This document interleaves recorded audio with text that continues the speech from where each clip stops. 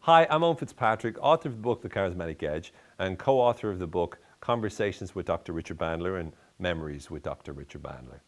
In this video, I want to talk to you about depression and handling depression. Depression is something that I faced before in my own life. When I was a teenager, I was severely depressed. I was suicidal for a while. I wanted to kill myself, and I used to write a lot of suicide notes to myself and try to sum up the courage to die.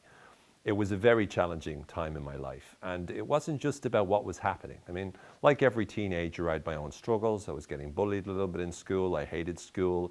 I was very low in terms of my self-esteem or self-confidence. So I had a lot of different issues. But depression is something that doesn't require your life to be messed up in order for you to feel that everything is hopeless and pointless. Depression is a feeling. It is something that we do, sure, but it's an issue or an illness, as they say, which clouds everything in a very dark way. People use metaphors such as depression is like a dog or it's like a black cloud. What I've found, though, is that in many ways, the way that I've managed to overcome the challenge of depression, and it doesn't mean that I never feel depressed, or it doesn't mean that I'm not challenged with the feeling anymore, but the one thing that I've learned to do is to realize that depression is a liar. Now, in many ways, the term depression is a lie because you don't have depression. You know, you can't touch depression, you can't kick depression, but I tell you, if I could kick depression, I'd give it an awful kick in the bollocks. But you can't touch or hurt or physically abuse depression. You can't throw it off a cliff or slam its head against a rock. You can't stab it in the eyeballs with a compass or with a protracted needle. You can't do any of that to depression. It's something that, unfortunately, is not a thing that you can destroy.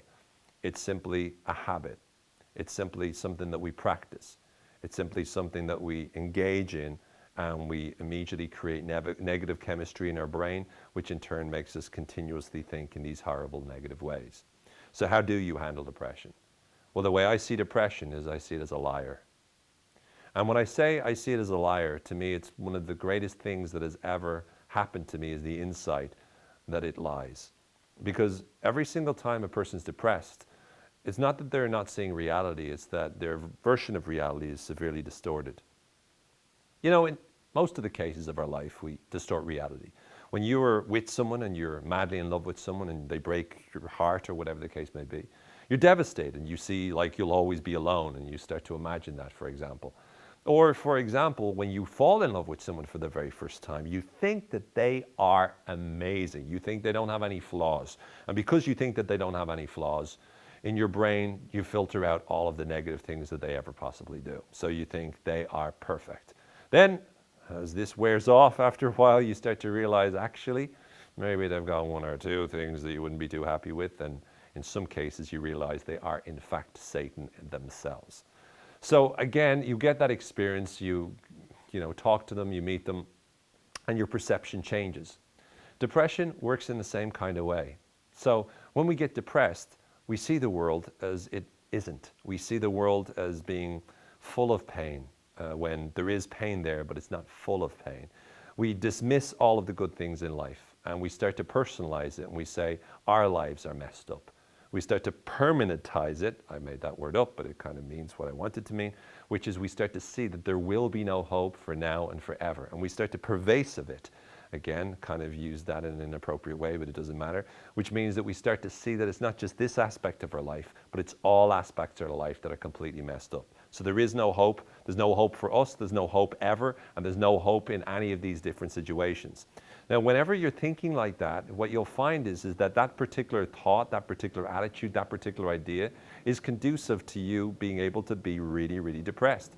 When you imagine your future and you see yourself as not having any hope, then it's easy to be down. It's easy to feel despair. It's easy to be hopeless or helpless or worthless.